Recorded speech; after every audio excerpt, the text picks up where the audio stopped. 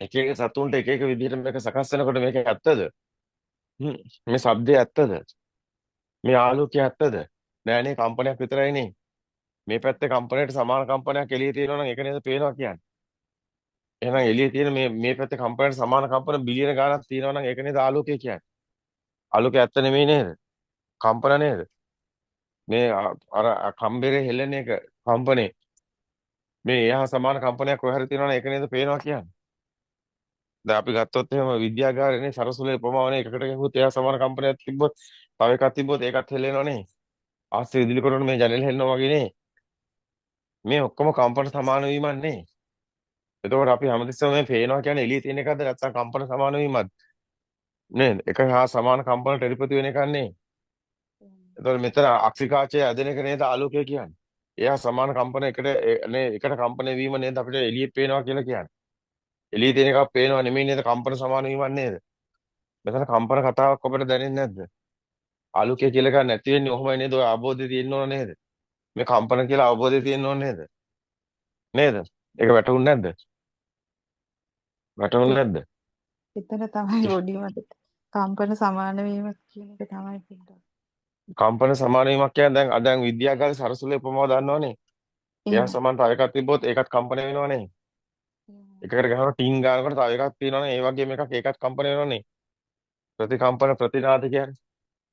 නේද? එහෙමයි.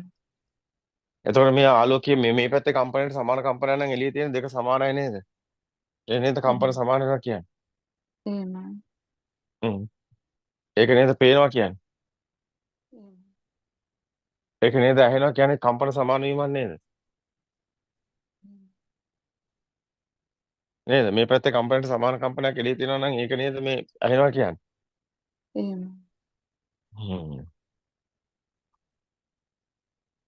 එතකොට ආලෝකය කියන එක ඇත්තක් නෙමෙයිනේ. ශබ්දය කියන එක ඇත්තක් නෙමෙයිනේ. එතකොට ආලෝකයේ ශබ්ද එකට එකතු වෙන සිතුවිලි ඇත්ත නෙමෙයිනේ.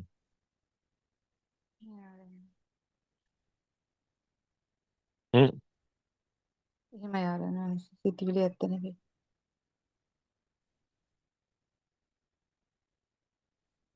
ඉතින් ඔය කම්පන ඔය ආලෝකයේ ශබ්දය කියන එකත් ඇත්ත නෙමෙයි නම් සිතුවිලි.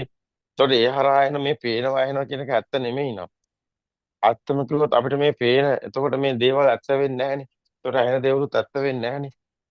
එතකොට මේ කම්පන වේගයට එන මේ නිරූපණ නේ මේ කොහෙවත් තියනව නෙමෙයිනේ. ආලෝකයේ තියනව නෙමෙයිනේ.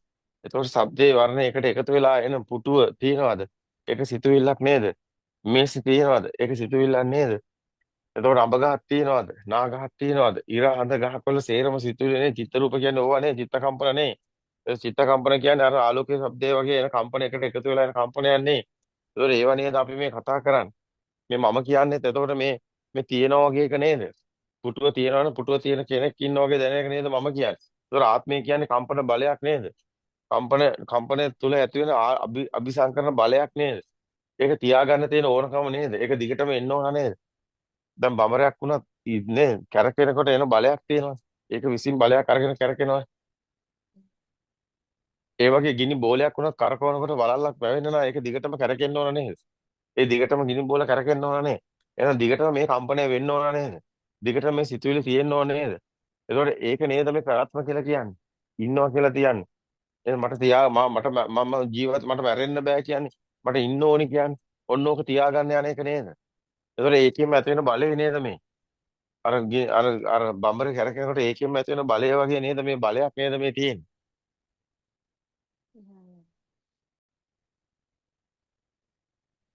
මේ ආරෝපණ බලයක් නේද මේ?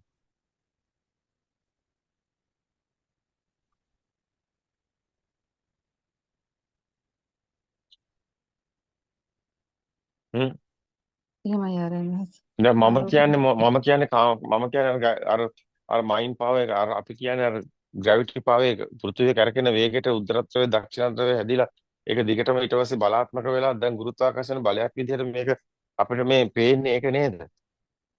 ඔක්කොම ඇද ගන්න බලය හැදෙන හැටි ආකර්ෂණ බලය හැදෙන හැටි දැක්කද? හැම කම්පැනිටම බලයක් තියෙනවා කිව්වේ.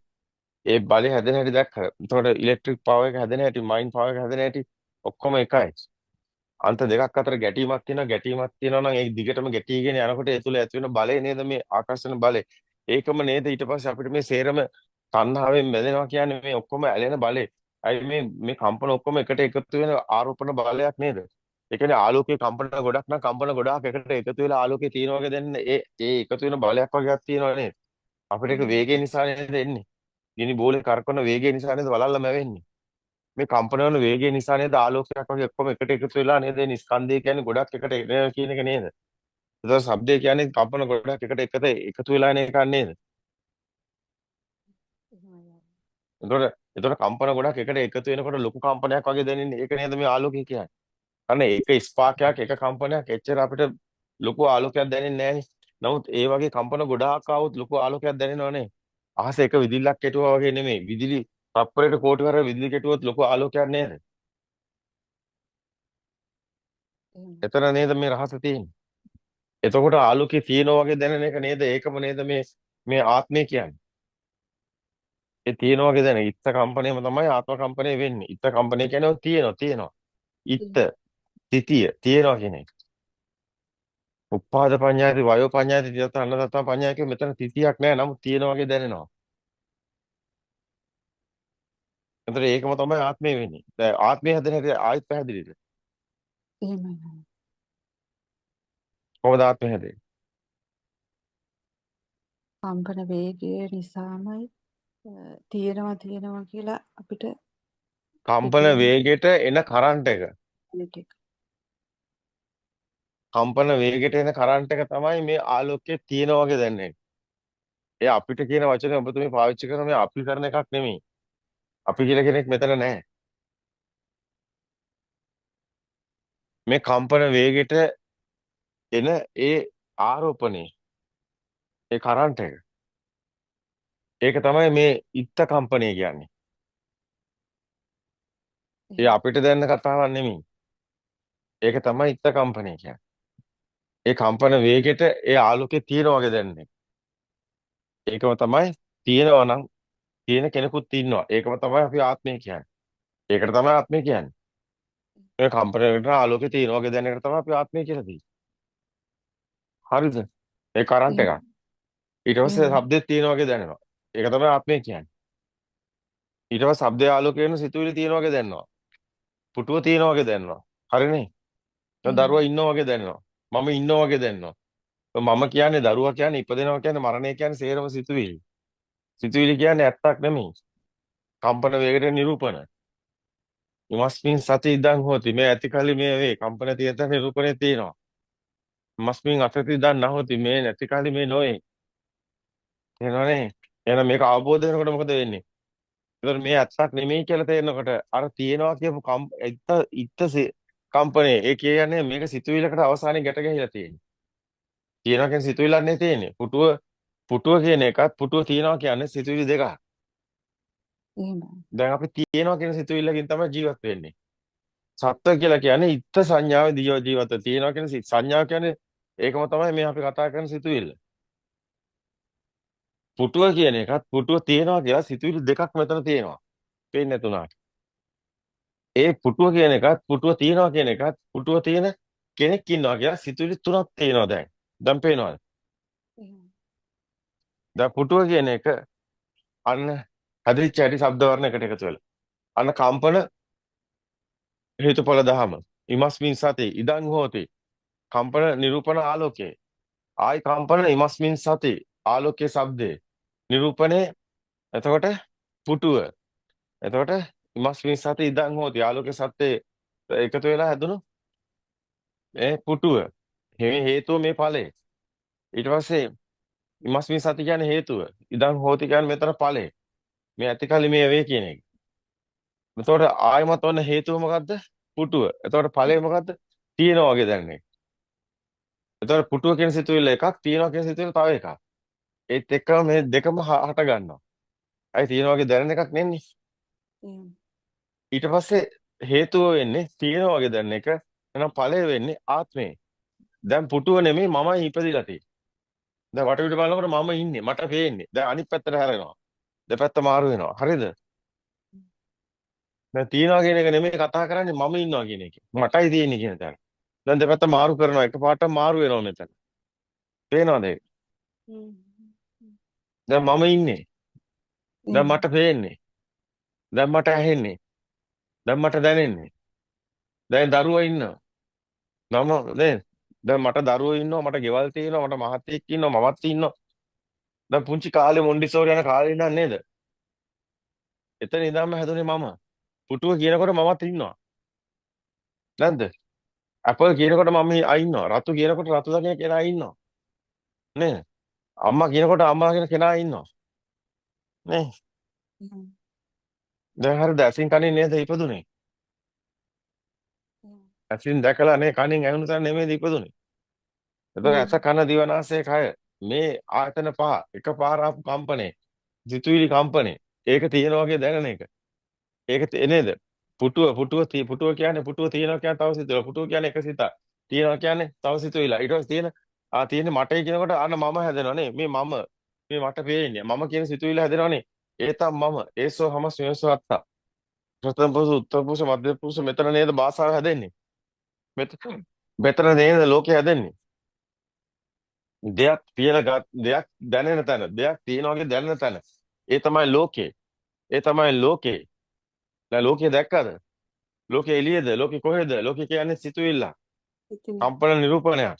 ලෝකේ කොහෙද තියෙන්නේ? හිතේ තියෙන්නේ. ලෝකේ චිත්තේන නියති ලෝකෝ චිත්තේන පරිකස්සති කිව්ව ඒක නේද?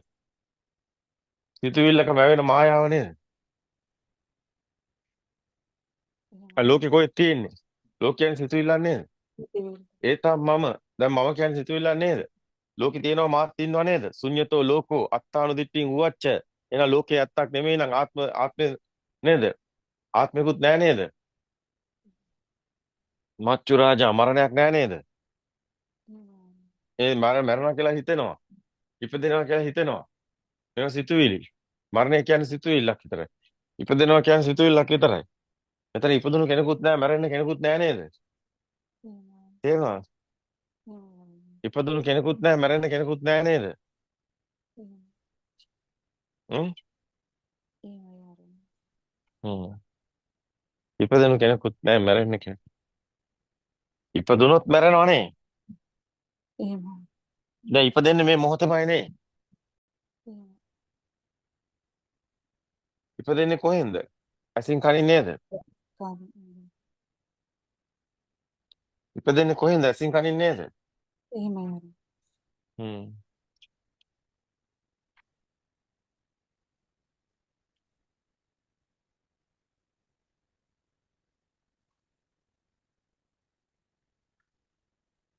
ඉපදුනොත් මරණයක් තියෙනවා.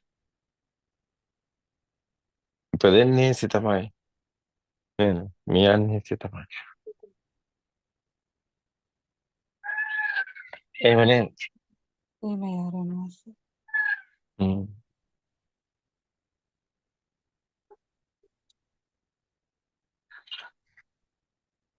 ඉපදුනොත් මරණයක් තියෙනවා. නෑ. හ්ම්.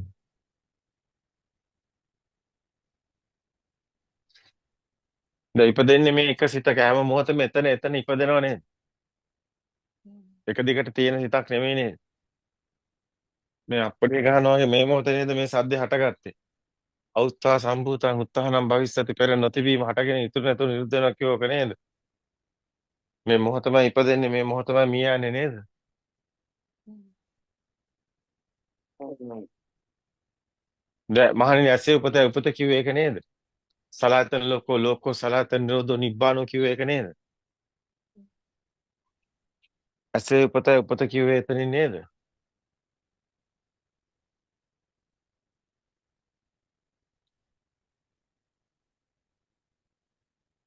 දැක්කද ඒ සත්‍ය කතාව? එහෙමයි. දැන් ඉපදුනේ කොහෙන්ද? මේ මොහොතේමයි. එහෙමයි. මිය යන්නේ මේ මොහොතේමයි. ඉපදුනොත් මිය යනවා නේද? එහෙමයි. මේ මොහොතේ මේ සිත නේද? පමණයි. අතීතනාත්ව ගමීයන පටික්කං අනාගතං පච්චුප්පන්නං චේදම්මා තත්ත්‍ර විපස්සත කිව්වේ මේ මොහොතේ මේ සිත දකින්න නේද?